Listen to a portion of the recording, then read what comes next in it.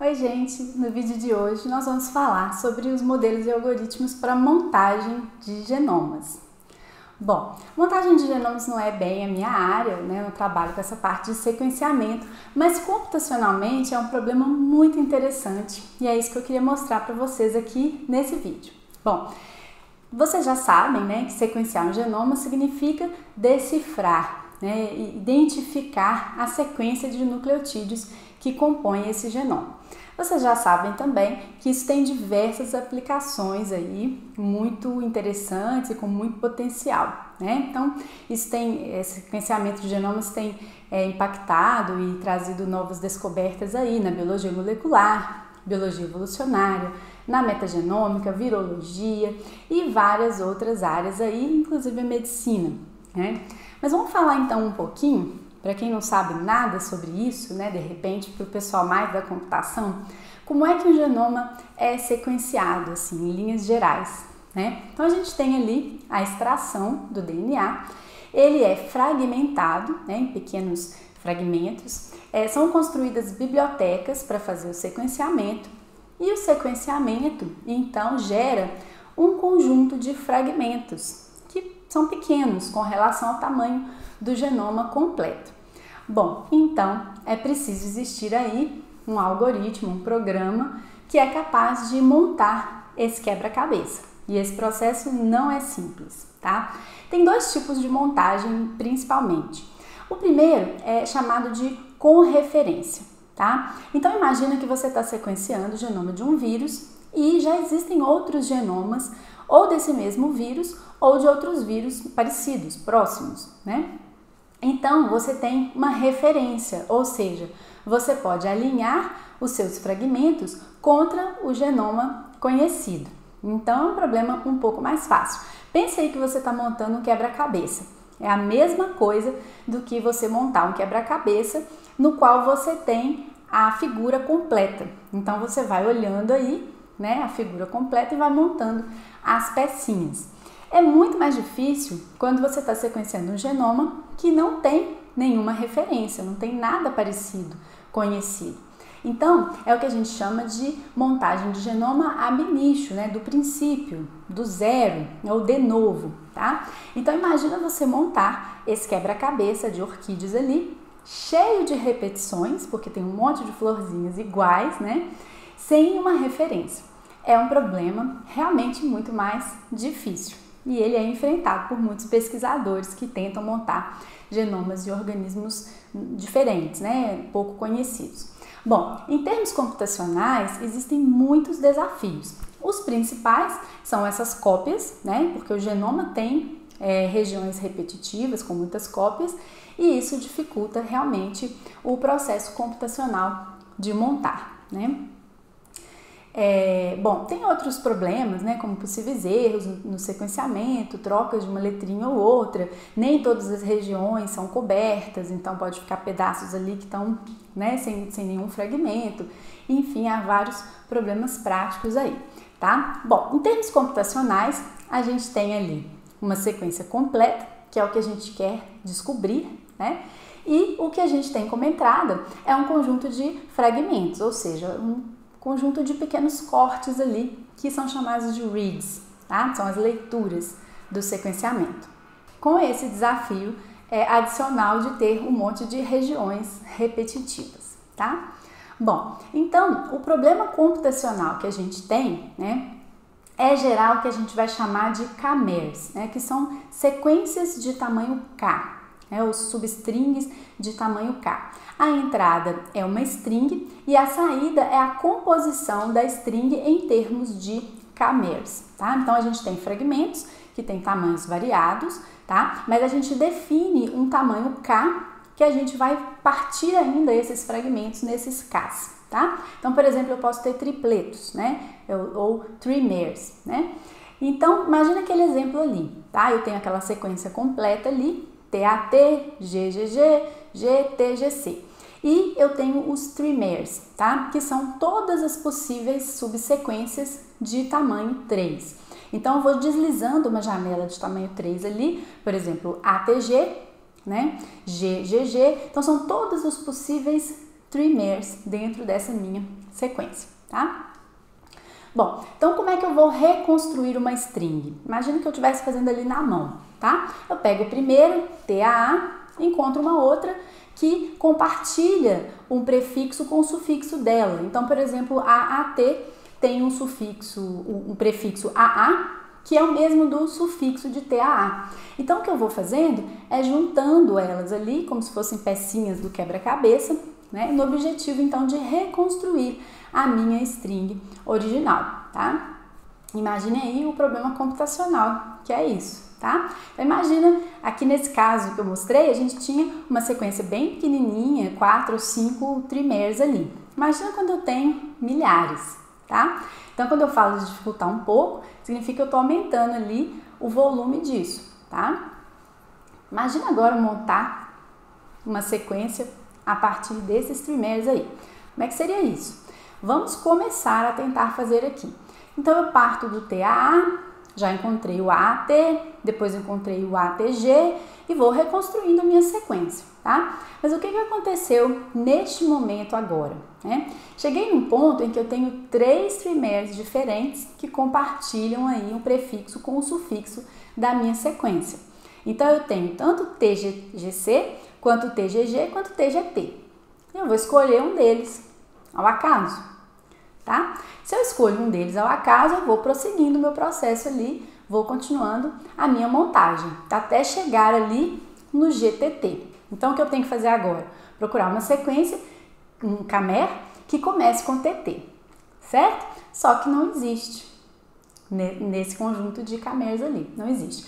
Então, o que acontece? Eu vou montando o meu genoma, escolhendo ao acaso ali, os camers que se encaixam, e de repente eu posso chegar num ponto em que eu fico travado porque eu não tenho opções. Então, o que eu faço nesse caso?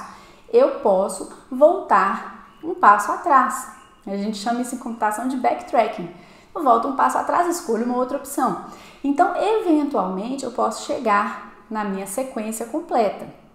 Mas é um processo que computacionalmente é trabalhoso e não é desejável, né? A gente não consegue montar um genoma assim na força bruta dessa forma, tá? Note que mesmo voltando um passo atrás, eu ainda não consegui montar o meu genoma, minha sequência, né, de exemplo ali, tá? Então, é um processo trabalhoso e que sendo realizado na força bruta não vai dar certo, tá? Então, pense em quantas possibilidades eu teria para montar esse genoma fictício aqui, tá? Eu tenho 15 camers e eu poderia ter todas as possíveis permutações desses camers. Então, a gente já sabe que o número de permutações é dado pelo fatorial do número. Então, aqui nesse caso, 15 fatorial. 15 fatorial é um número enorme, é um número gigantesco. Então, eu não posso, de forma alguma, tentar montar um genoma usando a estratégia da força bruta. Eu trouxe para vocês esse quebra-cabeça que chama Trizol, né? Que ele é um quebra-cabeça bem interessante. Ele é pequenininho, tem só 16 peças, mas é super difícil, super desafiador de ser montado. E por que ele é tão desafiador? Bom, ele é desafiador por causa das repetições. Notem que o mesmo animalzinho ali aparece várias vezes ao longo do quebra-cabeça. Então, é mais ou menos isso que acontece quando a gente tem os reads para as montagens do genoma. É um problema realmente difícil. Então, computacionalmente, como é que isso poderia ser resolvido? É preciso ter uma estratégia que nos permita ver adiante e voltar atrás caso necessário.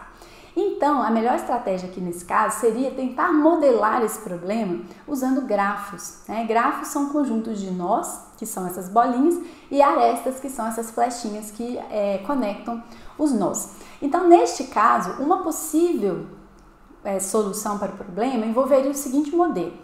Eu teria um grafo no qual os nós seriam os meus camers. Então, note que eu tenho ali 15 camers, são os meus 15 que eu quero montar.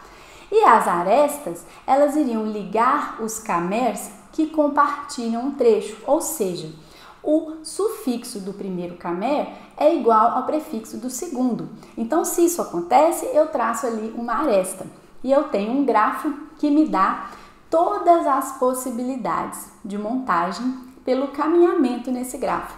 Então, eu vou começar a caminhar neste grafo, tentando encontrar uma solução que me dê a sequência completa.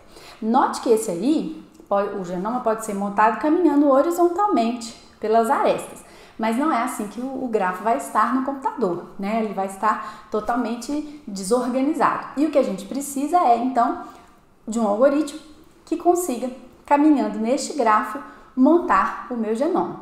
Que tipo de algoritmo seria esse? Um algoritmo clássico da computação. Quem faz computação, né, estudou computação, certamente conhece o caminho hamiltoniano, tá? Um caminho hamiltoniano é um caminho que atravesse todos os nós do seu grafo, não deixando nenhum para trás, tá? Então esse é um problema clássico da computação, existem algoritmos para calcular, mas é um problema que é chamado NP completo, ou seja, é um problema que não é polinomial, a solução dele leva um tempo que não é polinomial com relação ao tamanho da entrada. O que quer dizer isso? Ele pode ser exponencial ou fatorial, tá? Então significa que se a sua entrada dobra, o tempo de execução cresce muito, tá? Então geralmente não são algoritmos que têm utilidade prática. Então montar um genoma com essa abordagem, apesar de parecer muito elegante, muito interessante, não é prático em termos computacionais, de tempo computacional. Então veio uma outra abordagem, né? Veio aí o holandês Nicolas de Bruggen, que inverteu essa lógica. Ele teve uma forma diferente de enxergar o problema, modelou de uma forma semelhante, mas diferente, e conseguiu uma solução muito mais eficiente. Então veja só, a modelagem dele é o seguinte, né? Ele também modela os fragmentos, né, os cameras ali, como um grafo, só que na modelagem dele, as arestas é que representam os cameras e não os nós. Já os nós, eles vão representar ali como é que eu vou chamar isso? Dois mers, né? São as duplas de nucleotídeos, tá? Que são ali as conexões entre os cameras, tá? Então veja que ele inverteu a lógica. Ao invés de cada nó representar um cameras e as arestas significarem os prefixos e os sufixos em comum, ele fez o contrário. Ele criou nós que são, de uma certa forma, artificiais, né? Os nós ali, na verdade, eles representam a junção dos cameras, as bordinhas ali, e as arestas que são os cameras. Bom, por que ele fez isso? Porque tem um problema semelhante ao problema do caminho hamiltoniano, que é o caminho euleriano, que a gente vai falar dele aqui, tá? Que a ideia aqui agora é eu montar o meu genoma atravessando esse grafo, passeando por ele, caminhando por ele, mas passando uma vez por cada aresta, né? Porque quando eu tinha o camer nos nós, eu tinha que passar uma vez por cada nó. E esse é um problema NP, é um problema não polinomial. Mas o caminho euleriano, que eu vou falar dele, ele é um problema semelhante, né, diferente, mas ele é um problema polinomial. E o objetivo dele é caminhar por um grafo passando uma vez por cada aresta, que é o que a gente vai fazer aqui, uma vez que a gente tem o grafo de Bruggen, tá? Então vamos falar um pouquinho sobre como é que foi essa ideia, né? Qual é a ideia para montar esse genoma? A ideia é usar o caminho euleriano. Como é que surgiu esse caminho, né? Quem que propôs isso? Isso foi proposto, muito tempo atrás, quando o matemático, né? Ele estava olhando para uma cidade muito antiga, que hoje é Kaliningrado, né? Que era Königsberg, nem sei se é assim que pronuncia, né? Mas era uma cidade como essa da figura, bem interessante, que tinha ali 7 pontes, tá? E a pergunta era, é possível passear por essa cidade, né, fazer um tour ali, passando uma vez apenas por cada ponte dessas? Ou não tem como eu conhecer a cidade sem repetir a passagem por uma ponte? Então o que ele fez? Ele modelou esse problema como um grafo, no qual cada trecho de terra é um nó e as pontes são as arestas. Então veja ali a cidade e do lado esquerdo a gente tem o pequeno grafo que representa esse problema. Então o problema se tornou o seguinte, é possível passear por essa cidade, né, por esse grafo, passando uma vez por cada aresta, né, retornando ao ponto de partida, passando uma vez por cada aresta? Então este é o conhecido problema do caminho euleriano, tá? O caminho euleriano, então, como eu já falei, é o problema de se atravessar um grafo, né, de visitar todas as arestas do grafo uma única vez, né? E este sim é um problema polinomial e a solução dele é relativamente simples, né? Para eu saber se um grafo tem ou não um caminho euleriano, basta eu contar o grau, né, quantas arestas saem de cada nó, tá? Então a regra é, se eu tiver todos os nós com grau par, ok, eu tenho um caminho euleriano. Ou se pelo menos eu tenho nós de grau ímpar, mas eles forem apenas 2, eu também consigo. Então é aquela história, né? Se você entra, você sai do nó. Então você tem que ter um número ali par de arestas saindo. Bom, não vou entrar tanto em detalhe, né? Mas a ideia é montar então o genoma usando essa abordagem do grafo de Bruijn, que é uma outra modelagem e um outro algoritmo para resolver, tá? Não deixa de ser um problema muito difícil e muito desafiador, mesmo assim, tá? Especialmente por conta das regiões repetitivas que a gente já falou. Então tem muitos problemas práticos, o problema da montagem de genomas, né? O que eu queria trazer para vocês era essa curiosidade, como é que esse problema foi pensado computacionalmente, né, desde o princípio, e como é que essa modelagem surgiu, sofreu aí evoluções ao longo do tempo, tá? Então uma curiosidade que eu encontrei foi que durante as 2 primeiras décadas de montagem de genomas, né, assim que começaram a sequenciar os primeiros genomas, a abordagem utilizada era a abordagem de sobreposição de grafos, aquela primeira abordagem. Inclusive, eu encontrei que o genoma humano foi montado dessa forma, tá? Atualmente, os montadores eles estão mais baseados nessa estratégia do grafo de Bruijn. Bom, então eu espero que tenha sido interessante para vocês. Se vocês gostam desse tipo de conteúdo, gostaram, não deixa de apertar no curtir aqui, que é muito bom para divulgar esse conteúdo para mais pessoas. Até a próxima!